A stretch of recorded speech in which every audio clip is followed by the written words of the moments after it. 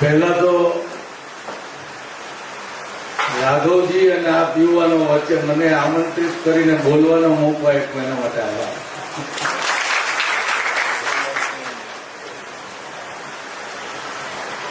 દૂર જોવા જવું પડે એમ નથી. પંજાબની સરકાર આવી એમાં મુખ્ય ફાળો જે બધા આપ્યો એમાંનો એક હતો, એ ફાળો રાઘવજીનો હતો. આ યુવાનોના ખાતે જાય.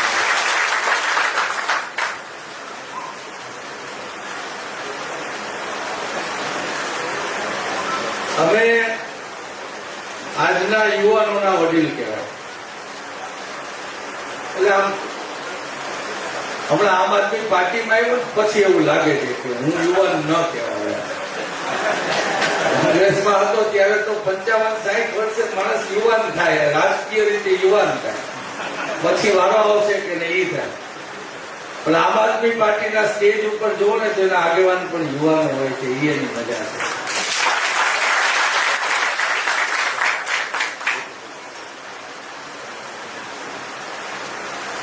અમારી પેઢીએ કદાચ વારસામાં તમને દઈ શકે એવું શ્રેષ્ઠ આપી નથી શક્યું. ક્યાંક ને ક્યાંક અંગત લોભ અને લાલચના આ રાજકીય વાતાવરણમાં લગભગ બધા વહેંચાઈ ગયા. રાષ્ટ્રપ્રેમની વાત બહુ મોટા અવાજે થાય, પણ રાષ્ટ્રપ્રેમ કોને કહેવાય? કે મને આ જે ધરતી આપ્યું છે એનાથી હું માનસિક રીતે સુખી અને શાંતિથી મારું જીવન પસાર કરી રહ્યો છું, અને બીજાને અશાંતિ હોય એને શાંતિ બક્ષે ભગવાન મહાદેવ, એને શાંતિ બક્ષે એવી કોશિશ મને કરવાની ક્ષમતા આવે, એવી પ્રાર્થનાને આપણે ખરેખર. પરંતુ આજના યુવાનોને મારી વિનંતી, જ્યારે બધું સરખું હોય ને તો તમારું આપોઆપ સરખું થઈ જાય. તમારી પરીક્ષા ઠીક સમયથી લેવાતી હોત તો ઉંમર કોઈની વીતી જાત પરીક્ષા વગર. ત્યાંથી સારું હોત તો ત્યાંથી સારું હોત કે તમને પૂરા પગારથી જ રાખવા તો વાંધો હોત. જ્યારે બધા એકબીજા માટેનું સારું વિચારવાનું ચાલુ કરે ને ત્યારે સારું થતું હોય છે, ત્યારે આપણું પણ સારું થતું હોય. આ બધું એટલા માટે કહું છું કે અમે અમારી પેઢીએ તમને જે વારસો આપ્યો છે કે અતિ સ્વાર્થી બનવું, એ બનતા નહીં. એમાં કઈ કાઢી લેવા જેવું નથી. મેં અનુભવેલું છે. આ ગુજરાત મોડલ તરીકે ભાજપ વાળા મૂકે છે. તમને લાગે છે કે આપણે ભારતનું શ્રેષ્ઠ રાજ્ય છીએ? લાગે છે કે આપણે શ્રેષ્ઠ રાજ્ય છીએ? મેં તો ખૂબ ડેવલપ કન્ટ્રીઝ પણ જોયા છે. ત્યાં સામાજિક વ્યવહારો થોડા ઓછા હોય એકબીજાના. એટલે સાલું મને એમ થયું કે ત્યાં એવું તો શું કામ કરતા હશે? જરૂરિયાત તો થાય ને. આવું આપણે સામાજિક સંબંધો રાખવા પડે, ભાઈબંધ મિત્રો એવા રાખવા પડે. કોક આપણને ધોલધપાટ કરી જાય, બાજુ ઉભા રહે યાતું રાખવા પડે, પોલીસમાં વ્યવહાર રાખવો પડે, પકડી મૃતદેહને કાઢવાનું કઈક વ્યવસ્થા રાખવી પડે. મેં કીધું આવું આ ડેવલપ કન્ટ્રીઝમાં આવું કેમ કઈ નથી? પણ ત્યાં પોલીસ જ દોસ્તાર બનીને રહેતી હોય છે. તમારે અડધો ફોન નહીં, તમારા ઘરમાં ખોટી બારી ખુલી ગઈ હોય તો આવીને પૂછે કઈ તકલીફ નથી ને, બારી ખુલી ગઈ હતી એટલે પોલીસ સ્ટેશન મેલરામ માંગ્યો હતો. હરેક નાગરિકનું એટલું ધ્યાન રાખવામાં આવે છે, હરેક નાગરિકને એનું સન્માન મળે, કમસે કમ એને જીવાય ની રકમ મળી જાય એનું ધ્યાન રાખતા હોય. ત્યારે કેજરીવાલ સાહેબ ભારતમાં લઈ આવવા માંગે છે કે માણસને શાંતિથી જીવવું હોય તો એને મિનિમમ જરૂરિયાત મળી રહેવી જોઈએ. યુવાનને રોજગાર મળી રહેવો જોઈએ. કેજરીવાલ સાહેબ, તમારા યુવાનોની તો યુવાનો વાત કરશો એટલે હું બીજી કરું છું. કેજરીવાલ સાહેબ ના કેવલ આપણને સુવિધાઓ આપે છે, કેજરીવાલ સાહેબ સાથે સન્માન કેમ આમ નાગરિકને મળવું જોઈએ એની ખૂબ ચિંતા કરતા હોય છે. અને એના ચિંતાના ભાગરૂપે એક સામાન્ય માણસને સાયકલ દે કે સ્કૂટર દે કે કઈક વિધવા સહાય દે તો ગરીબ મેળામાં બોલાવે. નામે પાછું ગરીબ મેળો. ઓલો તો એક તો પીડાય છે કે હું ગરીબ છું, પાછું એટલે તું ગરીબ છો અહીંયા આવ તો તને દઈ. અપમાન કહેવાય કે ન કહેવાય? તમારે રાશન તમને આપે, રાશન જેને આપે એને લાઈનમાં ઉભા રાખીને સડી ગયેલું રાશન આપે. આને પાપ કહેવાય કે ન કહેવાય? કેજરીવાલ સાહેબ આ નાની નાની વાતની ચિંતા કરે છે કે મારો નાગરિક છે, એને જરૂરિયાત છે તો જરૂરિયાતમાં ઉભું રહેવાની સરકારની જવાબદારી છે અને એને સન્માનપૂર્વક એને મદદ આપણે પહોંચાડીએ એ જવાબદારી સરકારની હોય છે. એટલે દિલ્હીમાં રાશન કીટ હોય ને એને સીલ મારી પૂરેપૂરું એને મળે અને એના ઘરે જઈ અને એના ઘરે સન્માનપૂર્વક પહોંચાડવાનું કામ કેજરીવાલ સાહેબ કરાવે છે. વિધવાની સહાય હોય કે બુઝુર્ગની સહાય હોય એને ત્યાં ઘરે જઈને પહોંચે છે. આમ આદમીને લાયસન્સ કઢાવવાથી માંડીને રેશન કાર્ડમાં કઈ ફેરફાર કરાવવાનો હોય, કોઈ પણ સરકારી કામ હોય, કલેક્ટરનું હોય, આરટીઓનું હોય, જિલ્લા પંચાયતનું હોય, તમારે તલાટીનું હોય, એ બધા જ કામ ખાલી તમે એક ફોન કરો ને એટલે સરકારી માણસ તમારી પાસે આવી બધું ઝેરોક્સ કરી લઈ અને જાય અને પોસ્ટમાં તમને તમારા કાગળિયા મળી ગયા. કોઈની ગુલામી કરવાની જરૂર નહીં. આ સન્માનની વાત છે.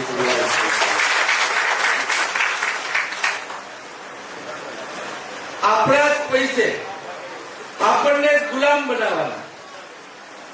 આપણા જ પૈસા હું એટલે કહીશ કે જેને રાશન કીટ દેવા જાય છે એ નાનો માણસ પણ ટેક્સ ભરે છે, એ સામાન્યમાં સામાન્ય વસ્તુ લે છે, એનું બ્રશ થી માંડીને બ્રશ ઉપર મંડાતી ટ્યુબ થી માંડીને સવારથી સાંજ સુધી જે કઈ ઉપયોગ કરે એમાં સરકારને ટેક્સ મોકલે ને એ જ પૈસા એને માંડ પાછા મળે ને એમાં અપમાનિત થઈને મળે ન ચાલે. ત્યારે આ બદલાવ કોણ લાવી શકે? આ બદલાવ કેજરીવાલ સાહેબ લાવી શકે. કેજરીવાલ સાહેબે વિચાર મૂક્યો છે.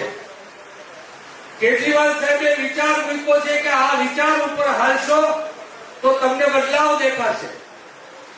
પણ એ બદલાવ લાવવાનું કામ આપણા બધાનું છે. આપણે કેજરીવાલ સાહેબને ખાલી સ્વીકારીએ નહીં, કેજરીવાલ સાહેબનો વિચાર પણ સ્વીકારીએ અને ગાંધીજીનો વિચાર સ્વીકારીને જો આઝાદી મળી શકતી હોય તો આજે આપણી પાસે કેજરીવાલ સાહેબ એવા છે કે જેનો વિચાર સ્વીકારીને આપણે એના જેમ કરવા માંડશું, કેમ કરવા માંડશું ને તો મને લાગે છે આખા ભારતમાં બદલાવ આવશે. રાજનીતિને નવો મોડ આપવાનો કે લોકો માટે વિચારવું પડે. નાત જાત માં જે ખપાવીને તમે મત ખંખેરી જાઓ છો એમ નહીં, અમારા માટે વિચારવાનું ચાલુ કરો તો તમને મત આપશું. એ કેજરીવાલ સાહેબ લોકોને શીખવાડી રહ્યા છે અને એ આપણે પણ લોકોને શીખવાડવાના છે. અને આ બદલાવ સૌથી વધારે સારી રીતના લઈ આવી શકે હિંમત કોનામાં સૌથી વધારે હોય? યુવાનમાં હોય. હિંમત કોનામાં સૌથી વધારે હોય? ખર્ચ કોનામાં સૌથી વધારે હોય? નિસ્વાર્થ સૌથી વધારે કોનામાં હોય? તો યુવાનો પાસે શું ન હોય? યુવાનો હંમેશા નવી દિશા નો રાહ ચાંદી શકે અને એ તમારે આ નવી દિશા ની રાહ તમારે બનાવવાની છે અને તમારા ભરોસે આ ગુજરાત છે એમ માની લેજો, હું એમાં કઈ ખોટું કહેતો નથી, કેમ કે નહીંતર આવતા દિવસો ખૂબ ખરાબ આવવાના છે. 5, 10, 15, 20, 25 ને 27 વર્ષમાં ઘમંડ કેટલો વધ્યો છે કે નહીં સરકારનો? બધાને અસર જ થઈ લાગતી ઘમંડની. તો એ સરકાર કોણ બદલાવી શકે? કેજરીવાલ સાહેબનો વિચાર અને યુવાનોની મહેનત, ખંત અને હિંમત 27 વર્ષના શાસનને ખળભળાવી શકે, અને એ અપેક્ષા તમારા સૌ યુવાનો પાસે અમે રાખી રહ્યા છીએ. તમારા ભવિષ્ય વિશે કેમ કરશું, શું કરશું, કેજરીવાલ સાહેબે ગેરંટી આપી છે, રાઘવજી પણ કહેશે. હું એટલું કહીશ કે કેજરીવાલ સાહેબની સરકાર આવી એટલે ગુજરાતમાં સગળું સારું થશે. મેં બધા પક્ષ જોયા છે, વિધાનસભામાં પણ બેઠો છું, તમારા અહીંયા મંત્રી સંત્રીને પણ જોયા છે. ઉંમરમાં મોટા થઈ ગયા પણ છોકરપણું જાતું નથી હજી. ગમે ત્યારે ગમે એવો બકવાસ થઈ જાય છે, પછી ખીજાય જ, ભાજપ પડાઈ ખીજાય છે. પણ દાદાગીરીનો માહોલ. અમારે ઉડતા ગુજરાત નથી કરવું, ઉડતા પંજાબ અમે હમણાં બિહારી દેવાનું કરવાના છીએ, અને ઉડતા ગુજરાત અમારે ખાવા દેવું નથી. મેં તો સાંભળ્યું છે કે આવા મોટા માથાઓના છોકરા પણ તમારા ગામમાં લે છે. સાચું છે? હવે એના કૈરા એના પગે વાગે, આપણા કૈરા આપણા પગે વાગે, એટલે આપણે સારું કરીએ. અને તમને કહી દઉં કે હું ભાજપ કરતા કોંગ્રેસને સારી માનતો, અને બીજો કઈ વિકલ્પ પણ નહોતો, એટલે કોંગ્રેસમાં હતો. પણ મેં કીધું અહીંયા કઈ થાય એવું નથી. 3 વર્ષ ઘરે બેઠો હતો. કેજરીવાલ સાહેબ આવ્યા ને એટલે મને એમ થયું કે હવે કઈ ગુજરાતમાં જેવું ઈચ્છતો હતો ને એવું કઈ કામ થવા જઈ રહ્યું છે, તો મારે કેજરીવાલ સાહેબ સાથે હું તમને કહી દઉં, મને એમએલએ બનવાની પણ ઈચ્છા નથી. મેં પાર્ટીને કીધું કે મારે એમએલએ નથી બનવું, હું 5-15 ને મદદરૂપ થાવ ને એટલે એમએલએ વધારે થાય ને આપણી સરકાર.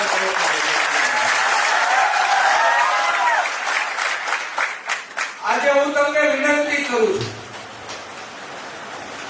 તમારા સાથે તમને ઘણી વાર એવું થશે, તમને નો થાય તો તમને કોક લગાડશે કે તમને અન્યાય થઈ રહ્યો છે. હું આજે તમને બધાને વિનંતી કરું છું કે તમારા અન્યાયની વાત ભૂલી જાજો. ગુજરાતને અન્યાય બંધ થશે એટલે તમને આપોઆપ અન્યાય બંધ થઈ જશે. પોતાના સ્વાર્થ કરતા આપણા ગુજરાતનો સ્વાર્થ, આપણા ભવિષ્યનો સ્વાર્થ, આપણી સુખ શાંતિનો સ્વાર્થ, આપણી મોંઘવારીનો સ્વાર્થ, આપણા સન્માનનો સ્વાર્થ, આ બધા સ્વાર્થ કરતા તમારો અંગત સ્વાર્થ મોટો નહીં જ હોઈ શકે. એટલે આપ સૌ દિલથી, દિમાગથી આમ આદમી પાર્ટીના જોરશોરથી પ્રચાર કરી અને સરકાર બનાવવામાં ખંતથી કામ કરશો, એટલી જ આપ સૌ પાસે આશા અને અપેક્ષા. આપ સૌને મારા જય હિન્દ.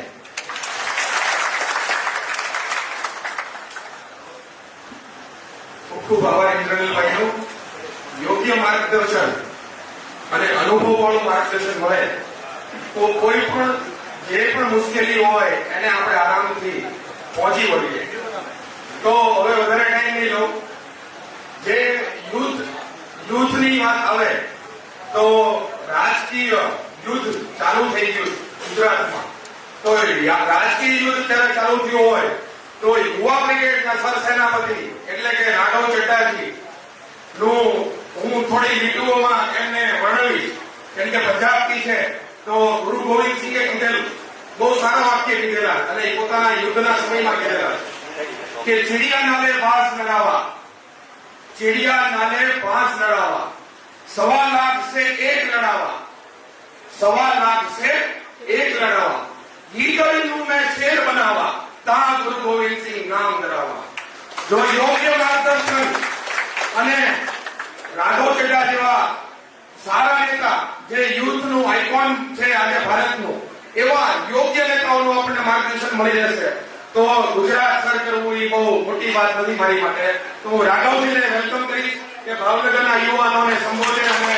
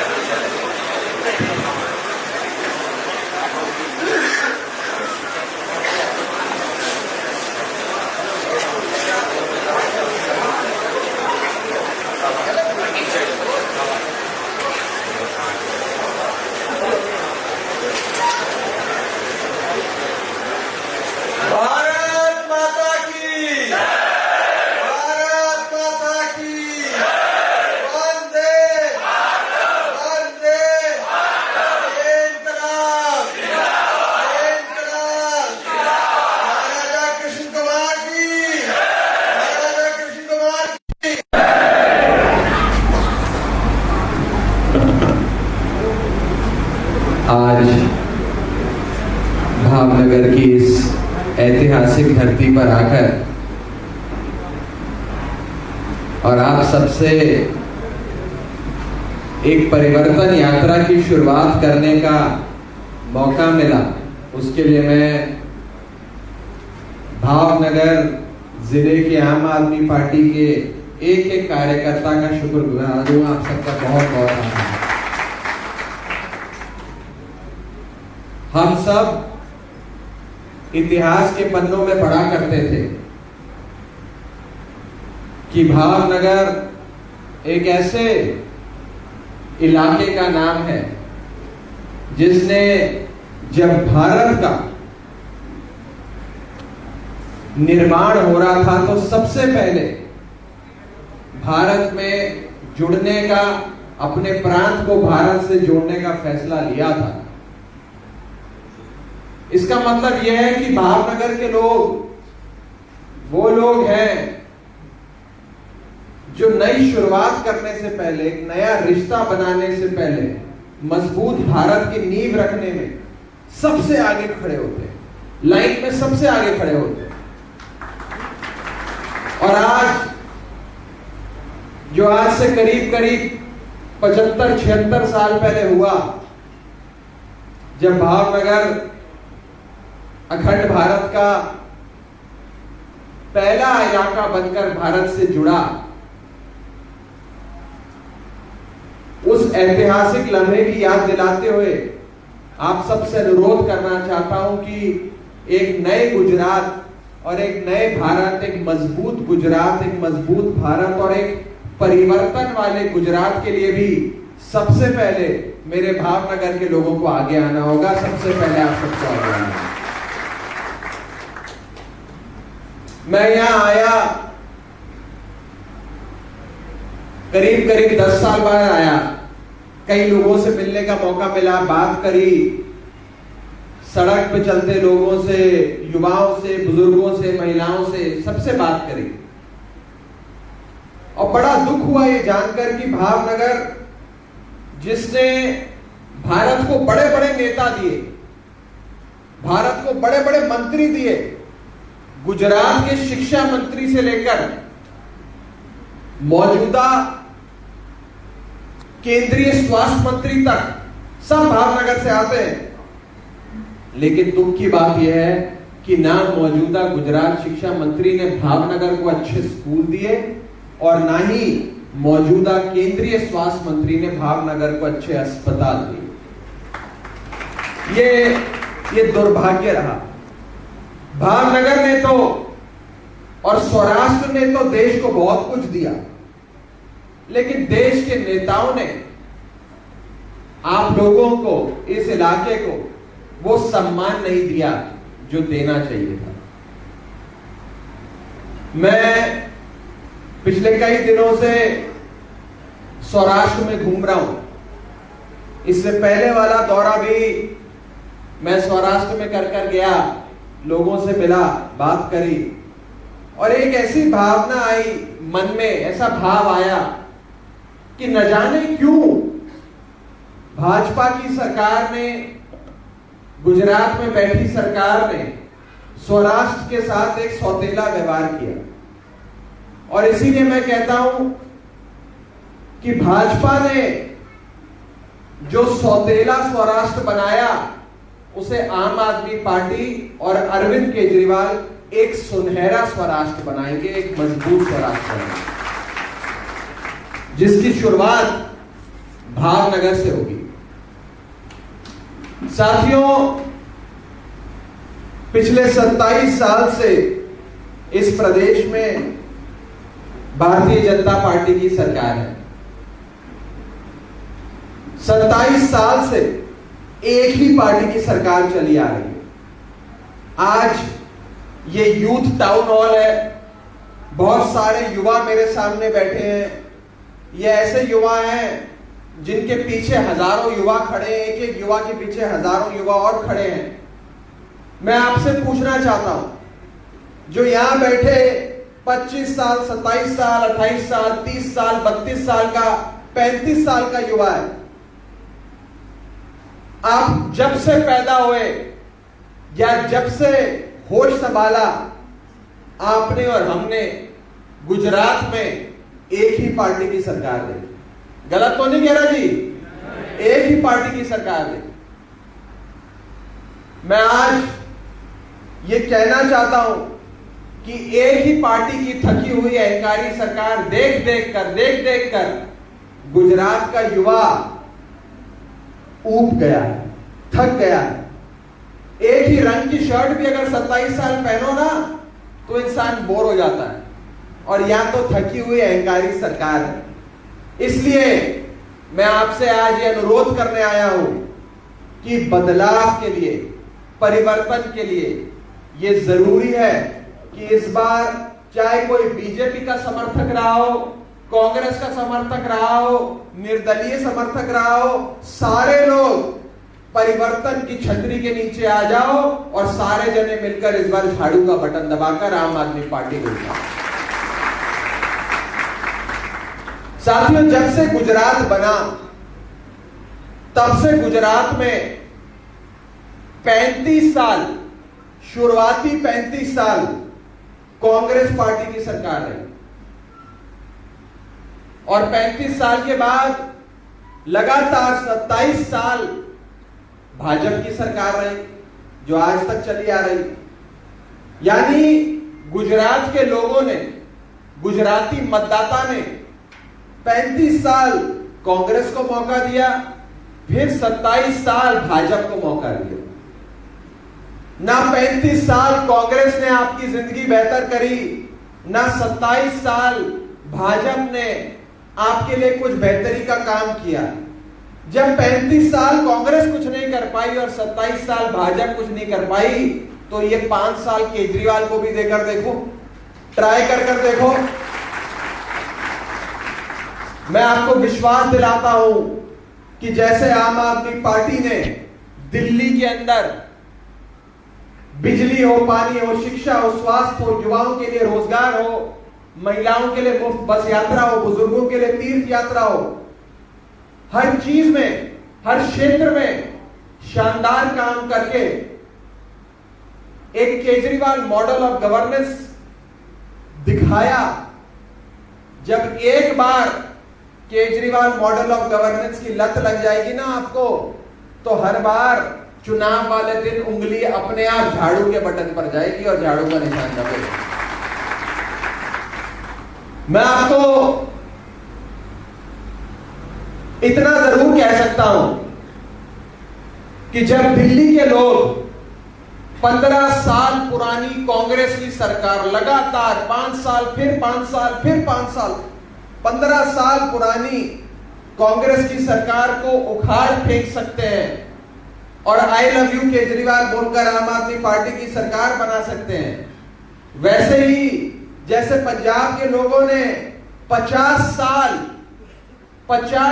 पुरानी अकाली दल कांग्रेस की सरकारों को उखाड़ फेंका, आई लव यू केजरीवाल बोलकर आम आदमी पार्टी की सरकार बनाई, वैसे ही इस बार गुजरात के लोगों ने 27 साल पुरानी इस अहंकारी सरकार को उखाड़ फेंकना है, आई लव यू केजरीवाल बोलकर आम आदमी पार्टी की सरकार बनानी है।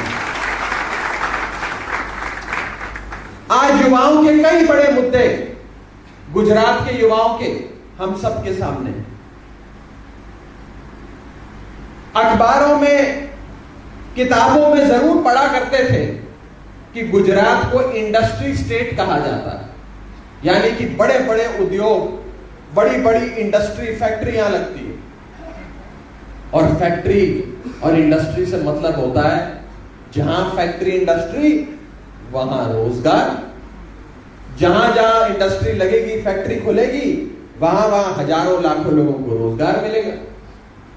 इस इंडस्ट्री स्टेट की हालत यह है साथियों कि 250 पोस्ट की नौकरी निकलती है सरकारी, 250 पोस्ट। उस 250 पोस्ट की नौकरी पाने के लिए 3-3, 4-4 लाख आवेदन पत्र सरकार को भेजे जाते हैं। यह है बेरोजगारी का आलम, यह है बेरोजगारी के हालात गुजरात में। मैं आज आपको एक वादा करने आया हूं, अरविंद केजरीवाल जी की गारंटी आप तक पहुंचाने आया हूं। और यह भाजपा का जुमला नहीं है, यह केजरीवाल की गारंटी है कि जैसे जैसे ही गुजरात में आम आदमी पार्टी की सरकार बनेगी, हम आने वाले समय में गुजरात के हर युवा को एक पक्की नौकरी देंगे, एक पक्की नौकरी देंगे। यह रोजगार गारंटी केजरीवाल। और जब तक ऐसा तो नहीं है कि सोमवार को सरकार बनी अरविंद केजरीवाल की और मंगलवार को नौकरी मिल जाए। नौकरी बनाने में भी समय लगता है, लेकिन जब तक नौकरी का इंतजाम नहीं होता, जब तक आप लोगों को पक्की नौकरी नहीं मिलती, तब तक एक आर्थिक मदद, एक बेरोजगारी भत्ता 3,000 रुपए हर महीने का हर युवा की जेब में पहले दिन से डालने का काम आम आदमी पार्टी की सरकार करेगी।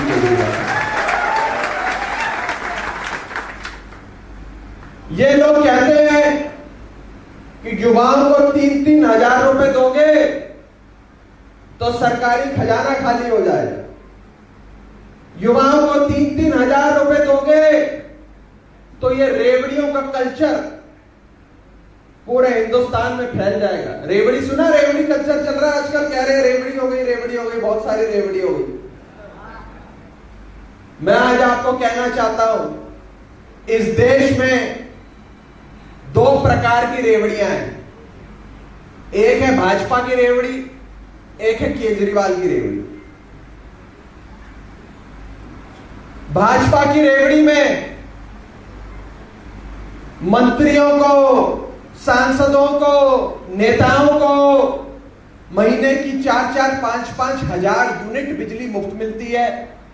आलीशान बंगले मिलते हैं, हजारों लीटर पानी मुफ्त मिलता है, हवाई जहाज से लेकर बस की यात्रा, ट्रेन की यात्रा मुफ्त मिलती है।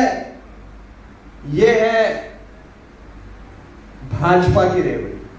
और दूसरी तरफ है केजरीवाल की रेवड़ी, जिस रेवड़ी में हर गरीब परिवार को 300 यूनिट बिजली मुफ्त मिलती है। जितना सम्मानजनक जीवन जीने के लिए पानी चाहिए उतने 1000 लीटर पानी मुफ्त मिलता है। युवाओं को बेरोजगारी भत्ता मिलता है।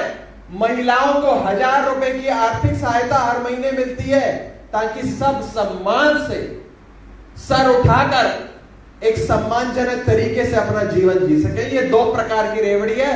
बताओ कौन सी रेवड़ी पसंद, भाजपा की रेवड़ी कि केजरीवाल की रेवड़ी? सुनाई नहीं दिया, भाजपा की रेवड़ी कि केजरीवाल की रेवड़ी? तो अगली बार कोई भाजपा का नेता, कोई पोलिंग स्टेशन एजेंट, कोई बूथ इंचार्ज, कोई कार्यकर्ता टकर जाए तो उसको ऐसा ही करारा जवाब देना कि तुम्हारी रेवड़ी तुमको मुबारक, हमें तो केजरीवाल की रेवड़ी पसंद है, हम तो आई लव यू केजरीवाल बोलकर झाड़ू का बटन दबाएंगे साथ।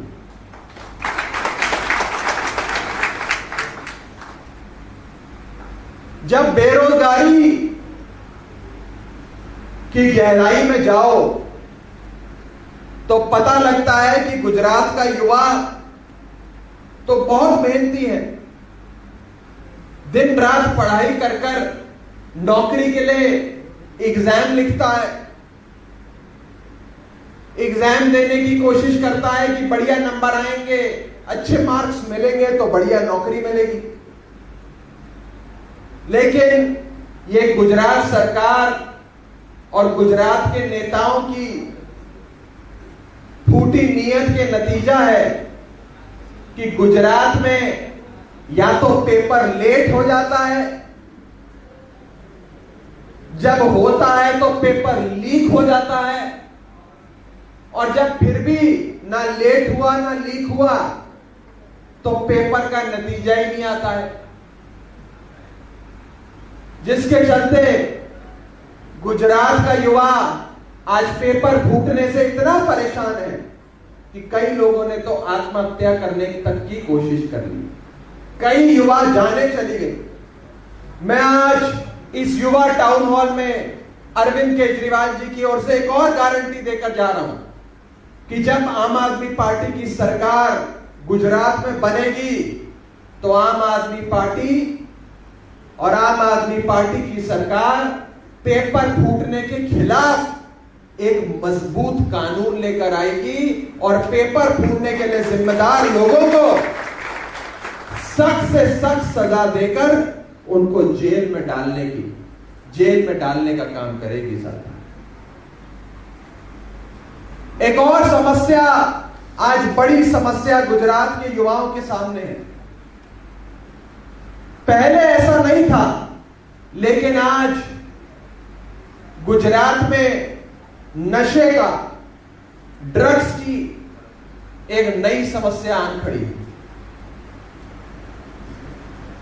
हजारों करोड़ के ड्रग्स हिंदुस्तान में आज गुजरात के पोर्ट्स के जरिए घुस रहे हैं, एंटर कर रहे हैं। ऐसे लगता है कि मानो भारत में ड्रग्स का एंट्री पॉइंट गुजरात बन गया हो। कभी इस पोर्ट पे हजारों करोड़ के नशीले पदार्थ पकड़े जाते हैं, कभी उस पोर्ट पे हजारों करोड़ की ओपीएम, हीरोइन, न जाने क्या क्या पकड़ा जाता है। और इसी के साथ साथ आज गुजरात का युवा जो बेरोजगारी के तले दबता जा रहा है, उसमें एक खासी संख्या ड्रग्स के, नशे के व्यापार में जगड़ती जा रही है। आज ऐसा लगता है कि गुजरात बेरोजगारी के चलते, ड्रग्स के एंट्री पॉइंट के चलते अब पहले वाला गुजरात नहीं रहा, और अब नशे के चलते खास तौर पे उड़ता गुजरात बनता जा रहा है, उड़ता गुजरात बनता जा रहा है। मैं आपको यह भी कहना चाहता हूं, मैं पंजाब से आता हूं, पंजाब से राज्यसभा का सांसद हूं, पंजाबी हूं। पंजाब के अंदर नशे की एक बड़ी समस्या है जिससे हमारी सरकार लड़ रही है। मैं उस समस्या से मुंह नहीं फेर रहा, लेकिन यह जरूर कहना चाहता हूं कि ये पंजाब सूबे में भी जो नशा सप्लाई करने की कोशिश होती है, उसका भी एक बड़ा हिस्सा गुजरात के पोर्ट से भारत में आता है और वहां से पंजाब तक शायद दिया जाता है। ऐसी कई इन्वेस्टिगेटिव रिपोर्ट्स, ऐसी कई तफ्तीश, सर्चेस और कई प्रकार के ऑपरेशंस पंजाब पुलिस ने भी करे।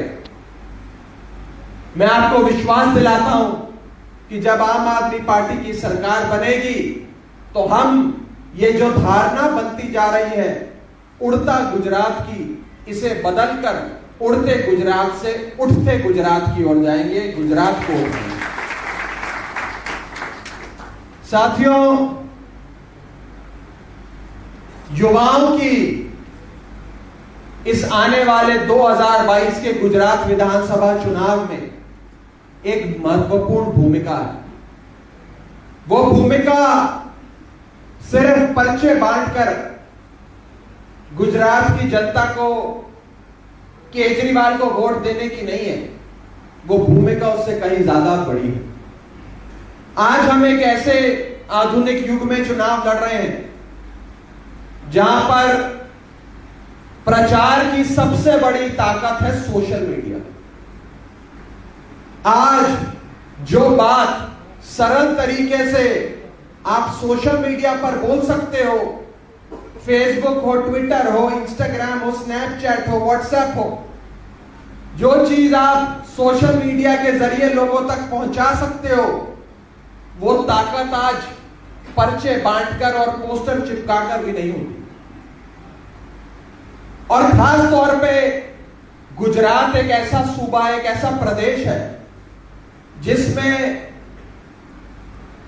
न्यूज चैनल हो, अखबार हो, मीडिया हो, उसका एक बहुत बड़ा हिस्सा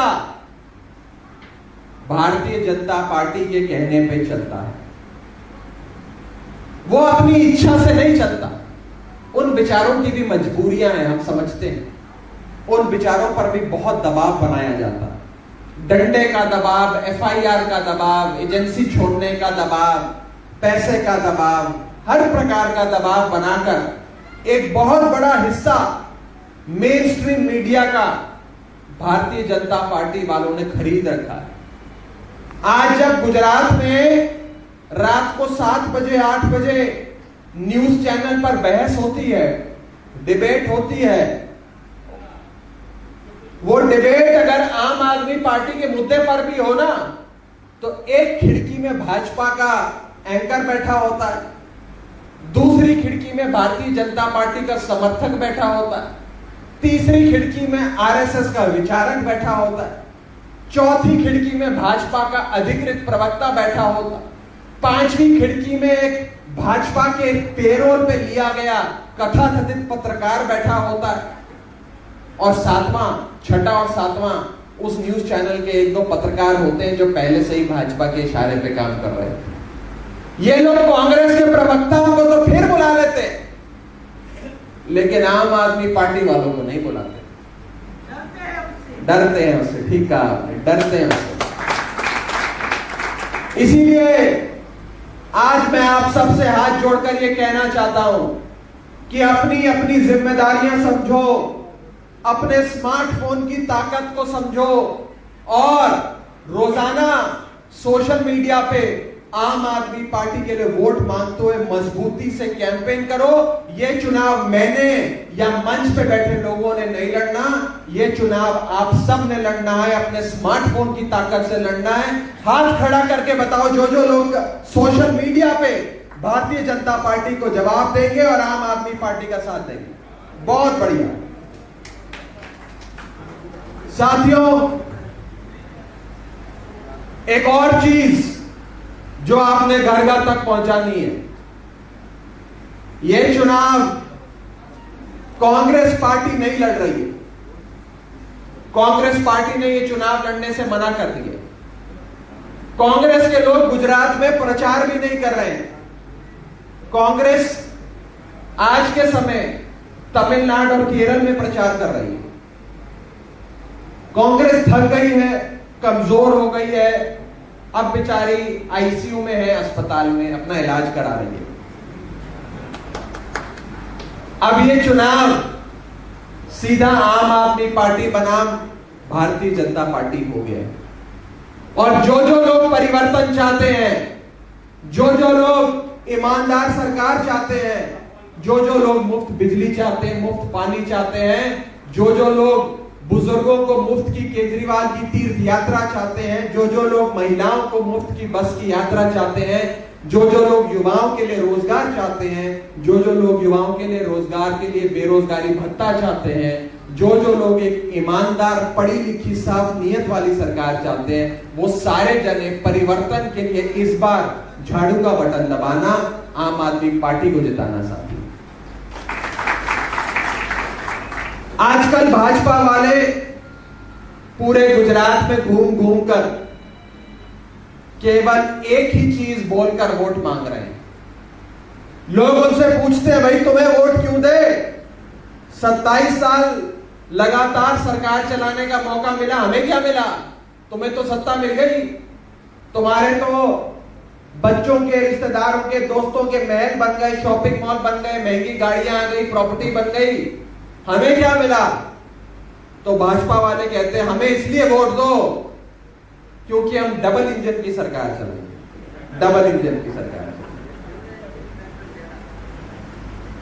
मैं भाजपा को कहना चाहता हूं कि डबल इंजन की सरकार, डबल इंजन की जरूरत उसको होती है जिसका एक इंजन हमेशा ही खराब चल रहा है। केजरीवाल का एक ही इंजन काफी है इनके डबल ट्रिपल इंजन से। और भाजपा वालों को कहना, अरे तुम्हारी गुजरात में पिछले कई सालों से डबल नहीं ट्रिपल इंजन की सरकार चल रही है।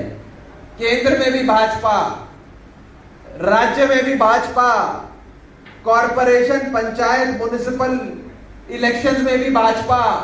तो ये तो तीन इंजन हो गए। ट्रिपल इंजन की सरकार ने क्या कर लिया तुम्हारी, और वहां दिल्ली में सिंगल इंजन की, केजरीवाल इंजन की सरकार चल रही है जिसमें मुफ्त बिजली, मुफ्त पानी, युवाओं के लिए रोजगार, महिलाओं के लिए सम्मान, सबको मुफ्त बस यात्रा, बुजुर्गों के लिए तीर्थ यात्रा, शानदार अस्पताल, शानदार स्कूल, सब कुछ अरविंद केजरीवाल का एक सिंगल इंजन दे रहा है। तो हमें केजरीवाल का सिंगल इंजन चाहिए, हमें तुम्हारा डबल ट्रिपल इंजन नहीं चाहिए।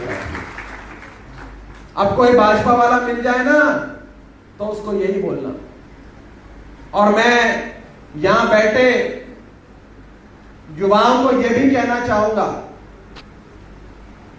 कि भारतीय जनता पार्टी वाले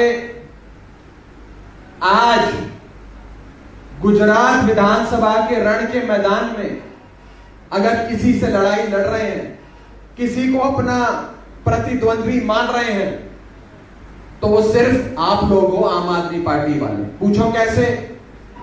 कैसे?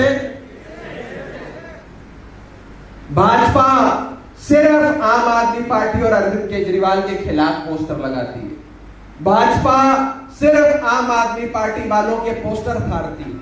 भाजपा जिस बिल्डिंग में आम आदमी पार्टी इवेंट करती है, टाउन हॉल करती है, बुलडोजर भेजकर अगले ही दिन उस बिल्डिंग को तोड़वा देती है।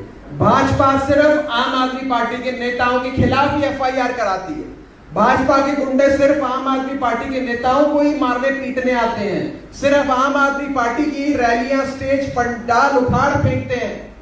ये आपका डर है, ये आम आदमी पार्टी या केजरीवाल का डर नहीं है। ये सौराष्ट्र के और गुजरात के आम आदमी और आम औरत का परिवर्तन का डर है जो भाजपा को सता रहा है। साथियों, मैं आपसे अनुरोध करूंगा कि इस परिवर्तन की छतरी के नीचे आकर भाजपा को और डराओ और धमकाओ, ताकि 1 दिसंबर 2022 को गुजरात में एक नया सूर्योदय हो, केजरीवाल सरकार बने, आम आदमी पार्टी की सरकार बने। अंत में मैं इतना ही कहूंगा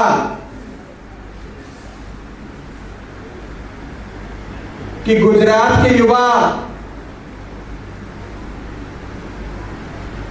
गुजरात के भविष्य की रीढ़ की हड्डी, आप सब जब आज घर जाओ, अपने माता पिता से मिलो, रिश्तेदारों से मिलो, दोस्तों से मिलो, आम जनता से मिलो, तो सबको एक मैसेज जरूर देना।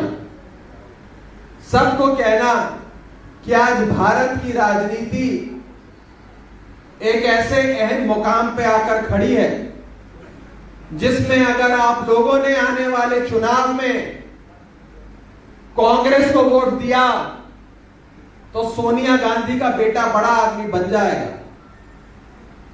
भाजपा को वोट दिया तो भाजपा के नेताओं के, अमित शाह का बेटा बड़ा आदमी बन जाएगा। लेकिन अगर आप लोगों ने आम आदमी पार्टी, झाड़ू और केजरीवाल को वोट दिया तो आम घरों का बेटा, आप जैसे युवा बड़े आदमी बनोगे। ये जाकर मेरा मीटिंग सब तक होता है। फैसला आप सबने करना है। फैसला परिवर्तन का आप सबने लेना है साथियों। बहुत झूठ, पाखंड और प्रोपेगेंडा जैसे जैसे चुनाव पास आ रहा है ये लोग फैलाएंगे। उन सब चीजों से बचिएगा, सतर्क रहिएगा। कई फर्जी वीडियो बनाकर भी चलाई जाएंगे, आजकल चल रहे हैं कई सारे वीडियो, आप सब तक आए होंगे घूम के। कीचड़ फेंका जाएगा, हर हथकंडा अपनाया जाएगा। लेकिन मेरी आप सबसे हाथ जोड़कर यह विनती है कि बहुत लंबे अरसे के बाद, 27 साल के बाद एक मौका आया है, इस मौके को गवाइएगा नहीं। और युवाओं के लिए खास तौर पे केवल गुजरात में नहीं, हिंदुस्तान में अब एक ही पार्टी है, और जो हिंदुस्तान की सबसे युवा पार्टी है, आम आदमी पार्टी, जिसे बने सिर्फ 10 साल हुए हैं, और 10 साल में आम आदमी पार्टी आम आदमियों की वजह से देश के कोने कोने तक फैलती जा रही है साथियों। और जो काम दिल्ली के लोगों ने कर दिखाया, पंजाब के लोगों ने कर दिखाया, अब समय आ गया है कि गुजरात के लोग भी वो करके दिखाएंगे। 1 दिसंबर को आम आदमी पार्टी की सरकार बनाएंगे साथियों। बहुत बहुत शुक्रिया। भारत माता की जय।